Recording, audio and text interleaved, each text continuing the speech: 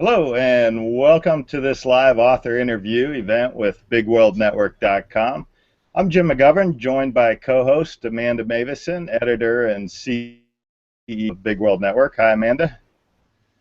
Good afternoon, everybody. And also joining us is Mario Hernandez, BWN CTO. And how are you doing, Mario? Good as always. And Mario, you want to explain how people can ask questions during this interview? Yeah, sure. We got two ways we can do it. Is if you're a Google Plus member, there's a little app you can do right in the events page on the Google page that you can ask questions right in the sidebar. If you're on Google Plus, you can see that right now. But if you want to just email us questions, if you're curious, it's questions@bigworldnetwork.com. And we'll pick that up and answer your questions as we can. So please do ask away. Welcome to this live author interview event with BigWorldNetwork.com. And as Jim opens up the page, our events page, and is watching us live with a delay of 30 seconds probably. Yeah. We're honored to have as our guest today Tawn Krakowski, author of Darkling, Drake, and the Pirate Princess, two books taking us from adult urban fantasy to children's adventures. Tawn, thank you for joining us. Well, thank you for having me. And Tawn and I actually used to know each other. Well, we still know each other, but used to work together years ago. Tawn is a airline transport pilot, and we flew for the same company, what, about a decade ago, I think? Seems like just yesterday. Yeah. And in fact, you used to bribe me. I worked at our central hub, and you were based in Chicago. And you used to bribe me to cover your middle flights during the night. So I recall that it wasn't too expensive either to bribe you to cover my flights. No, I work cheap. Anyway, tell us where you're from, Tawn, and where you live now. I'm from Illinois. I was actually born up in northern Illinois and have lived pretty much in the Chicago suburbs all my life. And now I'm here up in the northern suburbs in Round Lake. Yeah, and here's a picture of Tawn when she was 16 years old. And you said this was when you took your first flying lesson, is that right? No, this was actually my 16th birthday present. It was an aerobatic glider ride. So they take you up in a glider and you do loops and rolls, and it was glorious. Fantastic. So I have to ask you, what captured your imagination first, reading and writing or flying, or were they kind of simultaneous? It was definitely reading. I was always that child in the corner reading a book. And then writing, occasionally I enjoyed doing English. I was probably the only kid in my class that loved writing papers. And then flying kind of happened right about my 16th birthday.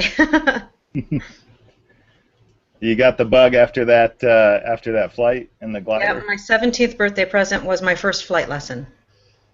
Oh, fantastic. Mm-hmm. Fantastic. Just some general questions about writing before Amanda talks to you about your two books that you've published. First, you kind of answered it, but did you write a lot as a child? Did you do a lot of fiction, or was it just school-related papers? It was really just school-related papers. I don't think I really had the confidence to do much else, and of course there's always the teenage, angst poems of, nobody loves me kind of stuff, but that was really about it. Yeah. So now, what's your favorite place to write, since you are writing professionally? Do you have a certain location? I'm pretty much equal opportunity writer. I have a laptop, so I like going to the library. I have a desk upstairs. I have a desk downstairs, the kitchen table, really anywhere. I like to move around a lot. Yeah. Do you use like Google Docs or just Word? It's the Open Office. I don't even have like a paid program, so whatever's free, I'm cheap. Do you keep a notepad with you, by your nightstand, and for ideas that come up, or I mean, how do you write? Do you come up with an outline first? Well, I have a notebook that I carry around, and I write in there occasionally. and then go back to it later on. But really, when I'm writing, it's a very organic process where I'm not thinking about what's happening. I'm kind of in the moment, and I have no idea what's going to happen next, which I'm sure it causes me a lot of grief, just because I'm like, oh, I don't even know what to write for my next episode. Yeah.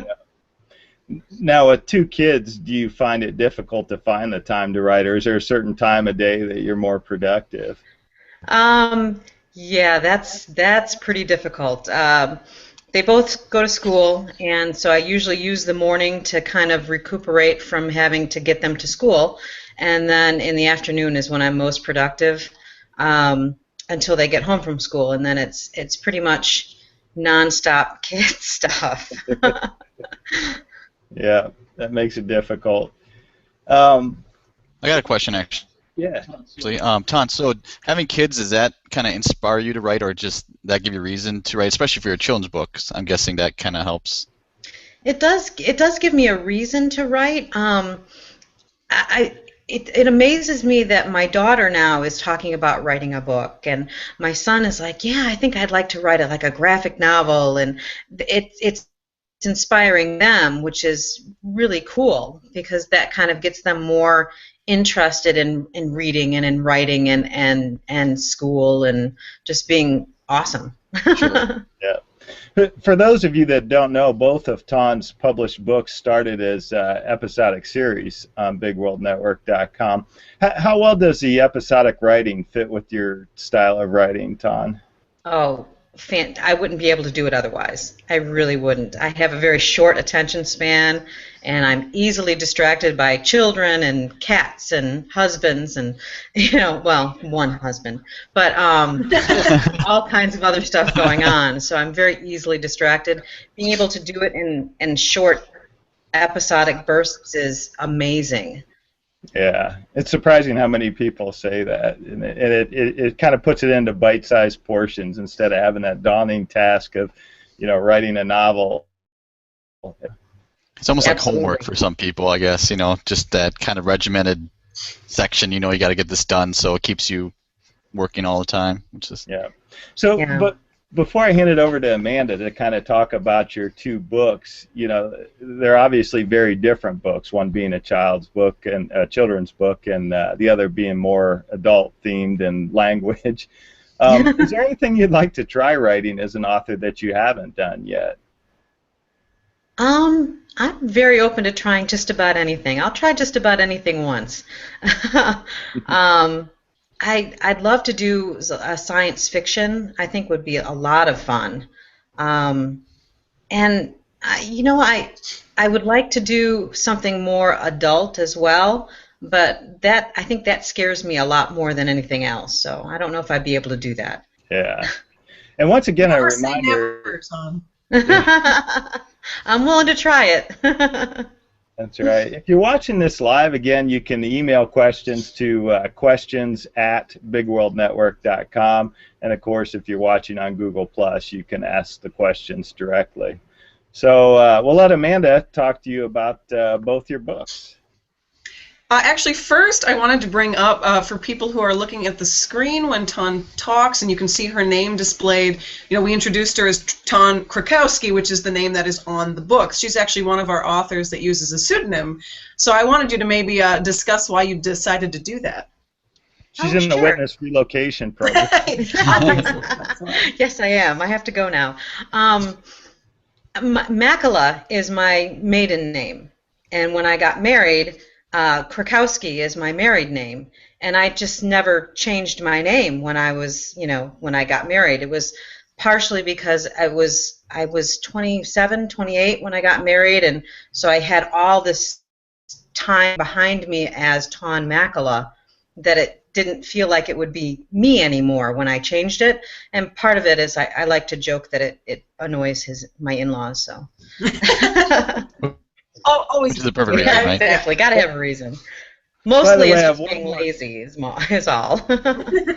One more picture I forgot to share of Tawn in her flying career, and she was fortunate enough to fly somebody relatively wow. famous. Mhm. famous. One Relatively. was that, by the way. Relatively famous. I like that, Jim. Yeah. Yeah. He's all right. How long ago was that, Tawn? That was when he was campaigning for the Democratic primary nomination while he was still a senator, and it was a whole week, and we went, Iowa and out on the East Coast and stuff like that. And it was him and his staff, and they're all very tall guys, and they were in that Learjet, which I can barely stand up in. And, I kept telling him, you guys are going to need a bigger plane. I don't think he has that problem anymore. Yeah, no, not anymore. Not anymore. He's got a very big plane now. Yes. All right, sorry about that. Go ahead, Amanda. Oh, no, that was totally worth interrupting for. All right, so we're going to go back in time to the first book that Tawn did with us, Darkling Drake. Why don't you just start by introducing what the book's about? It's about Tony Drake, and she is a thief, kind of a biker chick with a mouth, and she learns that she's a little bit more than she ever thought that she could be. So if you can see from the cover, she discovers she's a dragon. So I don't think that's too much of a spoiler alert. It's pretty early in the book. I don't consider that a spoiler. Yeah. And I know you well now after working with you all these years on the books, and I know what a big lover in general of dragons you are. So was it just that started off the inspiration for this? It was really odd. I also have a Maui Wowie Hawaiian coffee and smoothie franchise, and I was actually at an event, and it was really, really slow, and I pulled out a piece of paper and I just started writing. It was almost like a brain dump. It was really bizarre, and it turned out to be, I think it was chapter 2 almost in the entirety of this story. So I don't know where it came from, but it was a ton of fun to write. Do you have a favorite character in the book? Maybe we should say besides Tony, since most of it is her voice. Yeah, Tony and I have a lot in common. I think really I liked Charlie the best because there were so many different things going on with him, and he was parental, but yet he was seeking, and he was a hurt little boy at one point in time. I think he's the most interesting to me. I think. Having read the book, I can agree with that, because not wanting to give any spoilers, of course, there was lots of great twists and surprises, especially around Charlie's character. That was exciting to read. That was Hot Pants Charlie, right? It's funny. I'm not entirely sure who Christian reminds me of. It could be anybody. Now, Charlie was a bar owner, correct? Yes. Yeah. He was kind of her adopted father. Yeah, it's a good way to put it. Yeah. Mm-hmm. Oh, and then actually the last thing I really want to ask is your reaction when you first saw the cover art that Mario did here for the final book version, because it's one of my favorites. Amazing. I couldn't have. I'm still shocked at how good it looks. It's amazing. And that was all of the cover art and the art. It's just amazing, the art that comes from Big World Network with Mario, and I couldn't be happier. And that was one of the first book covers. That was one of the first 5 books that came out, I believe, right, Amanda? Don't ask me to remember order. We're at like I don't think it's the first 5. It was one of the early. So many. It was one of the first. Definitely within the first dozen. I just forget where it fell, but that was actually our 19th book. Oh. It was. Yeah. Oh. So, see, we don't remember. There's so many of them now. Right. But this actually was photography that Mario did to start too, so that was really cool. And I got to give props to one of our friends, Megan, for being our model for that, and her husband lending us the motorcycle and everything, and it was really fun, and just that whole process and doing the real life thing is kind of cool. So it's gorgeous, absolutely gorgeous. I'm glad you like it. I mean, and that's all that matters, is that you like it. I love it. Well, and then moving right from Darkling Drake, one of our, actually I think it is our most recent release that just released a couple weeks ago is Tawn's second book with us, The Pirate Princess, which is actually part of a larger series. She'll have another book that's in the same universe coming out soon, and that's the children's story. So why don't you tell us a little bit about that one?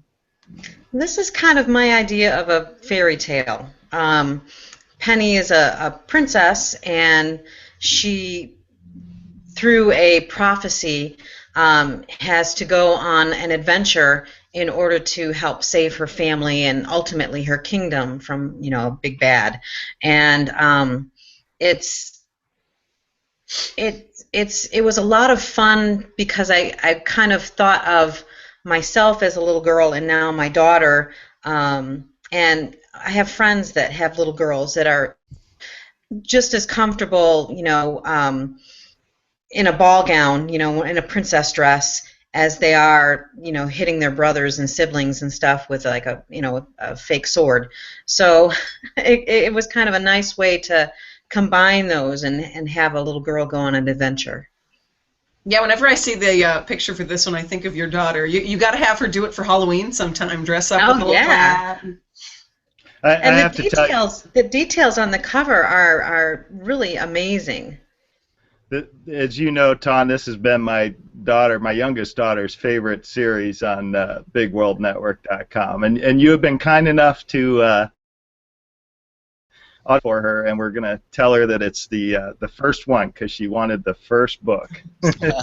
It is actually the first one. So I took the very first one right out of the box that I got, and I signed that one over to her. That's right.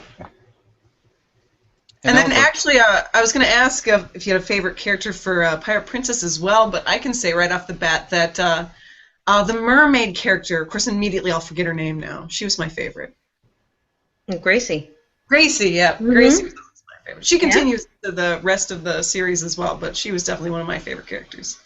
Yeah, I enjoyed Gracie a lot. I actually liked Montebank as well, because he was he's a rogue, but yet he was one of the first to accept Penny as his captain, and so I enjoyed that as well. And I kind of like talking pirate too, so. Did you find it more challenging to write this versus Darkling Drake, or was it the other way around, or maybe equally challenging to write both? They both were really hard. You make it seem effortless. I was writing them both at the same time, so it was kind of hard to kind of switch back and forth from, Tony and her kind of balls to the walls attitude, and Penny who took everything kind of in stride and was able to discern things that as a child that were on her level. I don't even know if that makes sense. Hey, we have a question from one of our viewers watching live. And it's, what advice do you have about writing for a young audience? And they said they're doing it now but struggling. Apparently you say you struggled too. Yeah, I did. I try to imagine that I'm writing for a child that age, so that what I'm saying or how I'm writing comes across as something that they would understand. So I would try to write the story as if I were telling it to my daughter, so that it would be something that she would understand. And I didn't really worry so much about, the bigger words and things like that, because I know when I was a child, I think that helped a lot with my vocabulary and with just enjoying writing and reading in general, if there were challenging words for me when I was little. So I think really if you can get the story across to somebody in the age group that you're actually writing for, I think that's kind of your goal at that point in time. I hope that helps. And don't give up. Don't give up.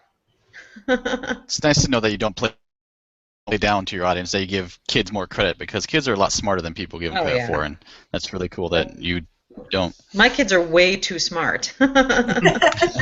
Frighteningly so sometimes, right? Yes, exactly. And then you actually narrate all of the series that you do yourself, and you're one of our narrators for several other series too. So a lot of people have asked before in the past for our authors who do that if it affects your writing. I mean, obviously you notice things that you'll say, "Oh wait, I have a change here because when I was reading it, it sounded funny." Like, what are the what are the differences with narrating versus writing?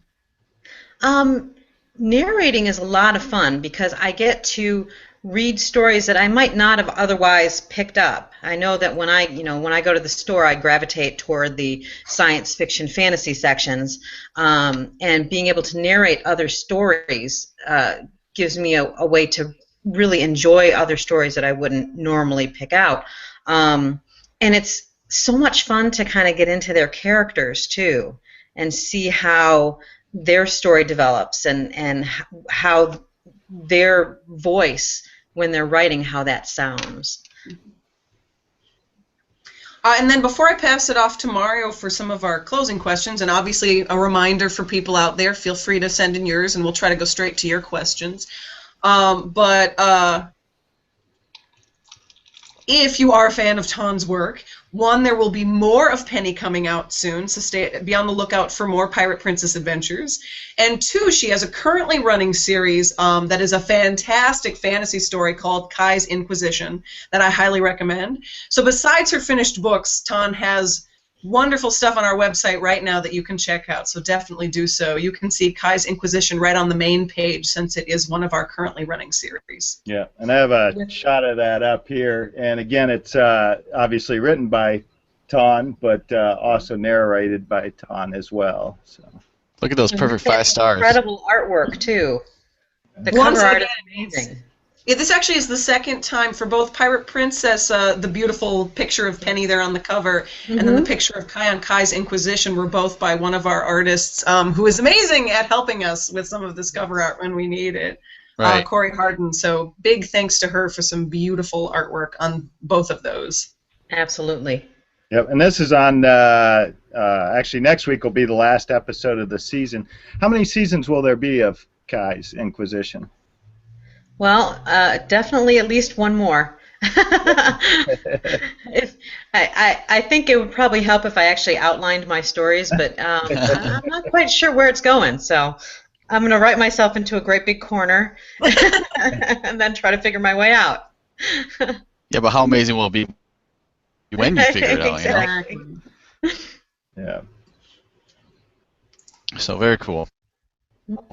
Amanda, you got any questions? Yeah. So, and once again, we still have a little bit of time. If you guys have any questions, please ask. Email also at questions@bigwellnetwork.com for anything you might want to ask her. Tawn, if you have any Facebook, Twitter links or anything you would like to share with them and let people know how to get there to contact you. Oh, I have Twitter. It's at Tawn Krakowski. I really stink at Twitter, so I don't do a whole lot with that. I'm a big Facebook addict. I am always on Facebook. It's always open. I always am like harassing people on Facebook 24/7. So that's facebook.com at Tawn Krakowski or facebook.com/Tawn Krakowski. I think the literary brainstormer you should mention as well. Yeah, yes. I have that up there. Yes. Yeah, and that I believe that's Tawn Krakowski as well. Is that what the link is? Yeah, /Tawn Krakowski. Yep. Yep. Literary barnstormer. I like that. I like the "Can't you see? I'm reading Tawn Krakowski's new book. Go away." The cat, yeah. Yeah. And I know you have some pretty cats. angry. So now you have a few cats. You're a cat lover yourself, which is always welcome, and that's great. Do they give you company while writing ever? Yes, she actually used to sit on my lap until she just wasn't comfortable anymore because she got too big. But she has I call it the judgment seat, where she sits right next to me and critiques my work as I'm writing. Keep working. Exactly. And I'm going to ask you, because for some reason Jim really loves James Lipton. I'm a so big he James wants, Lipton fan. I'm a yes. total nerd. You know, the Actors Studio. If you've Actors ever Studio, seen yeah. that. And I'm not going to even try to imitate him because I probably just butchered it really badly. But let's get through some of these questions real quick here.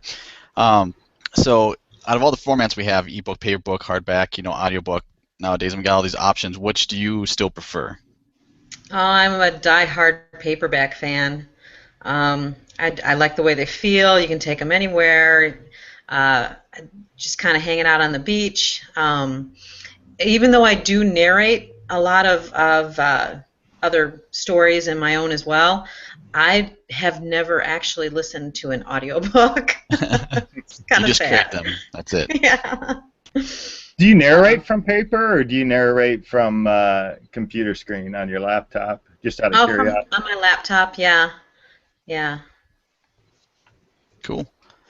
So you got a favorite book out there that you listen to or read? Usually my favorite book is whichever one that I'm reading at the time. I don't really have a favorite book, but I have a ton of favorite authors. I started out, Pierce Anthony and Terry Brooks and Isaac Asimov. I used to steal my dad's science fiction and fantasy magazine whenever it came out, the Asimov book.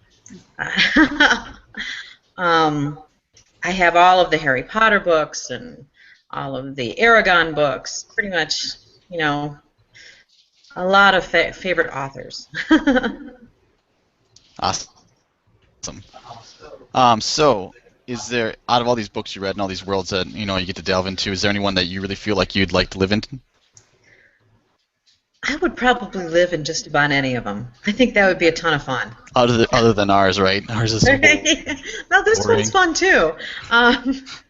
But we recently started watching Doctor Who, my son and I, and when Rose, and I'm watching from, with Christopher Eccleston, and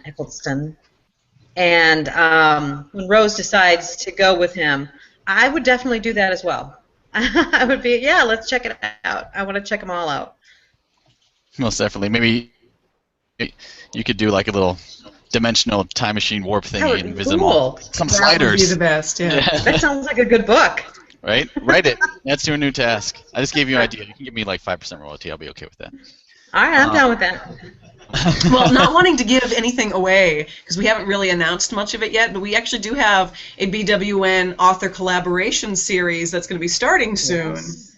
That actually kind of does do that, so people should stay tuned and watch all of our social media to find out more about that when we announce it. Right? Can we give them the name, or I we can just give kind the of keep name, that because secret? we're already getting it ready, because it's going to be one of our fall releases, which is next month. So, but it's called Cardinal Directions, and different authors from BWN are taking on each of the different seasons. The first season is Michael Young's. He's the one who had the idea in the first place, but lots of exciting things ahead for that one. And Tawn, you did grab one of those, didn't you? You have one of the seasons. I did. You're part of it. That's right. Yeah, I did. Oh, that's right. You took one of the final seasons. It'll be exciting to see what you get to do with that, because that'll give you a chance to do a little sci-fi. Yeah, exactly. I'm really looking forward to it. It's going to be a lot of fun. Awesome. Hey, oh, sorry, Mario. Tom, we have a question. I'm kind of interrupting Mario during his 5 questions. How dare you? But, do you find it? The question is, do you find it hard to switch from one genre to the other, and how do you make the transition between them? From writing children's books to. Yeah. It's funny because I'm more interested in the story more so than the genre, because I'm not really thinking, like when I started writing Darkling Drake, I wasn't thinking, well, this is going to be an urban paranormal fantasy kind of thing. I just thought, this is going to be a cool story to write. So I think I'm more focused on the story itself than I am on what genre it's going to be in. Yeah. Makes sense. So, after that rude interruption by my CEO, so if anybody, who inspires you most in your life? Oh, that's a hard question. I didn't say they're gonna be easy. Come on. The answer is always your husband. No. There you go. My husband. Is he standing close? No, he's actually working right now. Oh, Poor well, he's gonna guy. have to watch this later then, so he can come. I know. Technically, you're working too. We'll say. One of my biggest inspirations is the honey badger there, because every time I turn in an episode, I'm expecting to have like a big red mark. Are you kidding me? Written across it when I get back. So First of all, that's I the big would never inspiration is edit to not get that big red mark. No, you are full of crap because you probably are one of the easiest to edit. Not that I don't enjoy all the different nuances from all the authors, but I think you're definitely one of the easiest to work with as far as, boom, you turn in the episode, and I can get through it so quickly and easily and back to you, and before we know it, we have a final clean copy that's perfect and wonderful. So. Wow. You're able to like kind of worm your way into my head, and when I'm having a hard time picking out, whatever it is that I want to get out, you're able to just say, oh yeah, well what about this? And I'm like, that's exactly what I was thinking. I don't know how you do that. It's amazing. It's like magic. And that's why she's our all I can managing say editor. it's my superpower. That's my get inside the writers' heads when you don't quite know what you're trying to say. All right, and for the final question, what is your least favorite or most favorite genre for your own pleasure reading? Ooh. That's kind of a weird question. I think my least favorite probably is it's a hard question. My least favorite probably would be romance, I think. I'm not like a bodice ripper kind of reader. There's, I think you gotta be in the mood for that. And that's not to say that I haven't read some that I don't enjoy, because like we were talking about before with genres, there are some that they're not just romance novels. They're like paranormal romance, or they're fantasy romance. So those I do enjoy those. I think my most favorite would obviously be science fiction and fantasy. That's pretty much what I grew up reading, and I'll always take one of those books over probably anything else. Sure. Like I always find it funny that people who do comedy, like I always give respect to people who can do comedy, because that's such I think that's like impossible. Like I know what's funny to me, but I could never like write that. Well, that's why I think everything's funny. That is also true. That's why I always think the Oscars are so ridiculous, because it's almost always given to dramatic actors, and while that does deserve props, comedy is harder than drama, whether you're writing or acting or anything, every time. Absolutely. They need their own Academy Awards just for comedy. Yeah. I do enjoy a good horror book as well. I'm a huge Stephen King fan. I really enjoy those as well. I grew up on that. My aunt has a huge collection of horror novels from over the years, and I think I've read just about every book she's got in there. So. He does like one a year, doesn't he? He's always punching those things out. Yeah, absolutely. That's right. I'll read them all, though. Well, one final picture here of Tawn sitting in a Learjet a number of years ago. How is someone getting this picture? I'm so confused about how it's being taken. This actually was when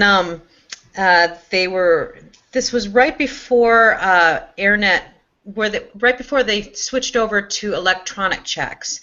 AirNet carries a ton of canceled checks, and so they had a reporter that came by and flew with us and did a story, an article on how canceled checks were going the way, because now there's electronic checking, and canceled checks can be returned via, electronically now. And so this was a picture that the reporter took to include with the article. So cool. I'm putting in my earplugs. I'm not putting on earrings. I'm putting in my earplugs. We all know you look like you that. you look fabulous when you fly. It's okay. It's noisy. You can still do it. That's right. And Mario, you want to kind of remind people where they can purchase her book? I have up your Amazon page, and then of course on our store page. I'll bring that up. But Mario, if you want to. Two places obviously you can go is Amazon. We have everything there. We have the paperback and the ebook and everything you can purchase. And if you have Prime, it's really nice because you'll get a discount on the Yeah. paperback and you can lend the book for free with Prime as well. So, but if you want to get anything from our store, you get a little bit of our ebooks are DMR free, which is kind of cool. So that's really nice. So you can put it from device to device of your own. You don't have to worry about keeping it just on like a Kindle or whatever. And audiobook too is on our website only. We're working to get that on Amazon as well, so you can look for that soon. And the paperback as well. So those two places. And yeah, if you're looking on Amazon, believe me, if you type in Tawn Krakowski, you will get the right person. Right. And incidentally, Tawn also did a Christmas special for us. Oh yeah, the Zombie Love. Yeah, Zombie Love. Valentine's Day, I think it was. Yeah, that was a Valentine's Day I'm one. sorry, yeah. That's right. Jesus. We do have a lot of Christmas specials, but that was a Valentine's Day special. Well, Tawn, thank you very much for joining us. It was a pleasure having you. Well, thank you very much for having me. It was a lot of fun. Right.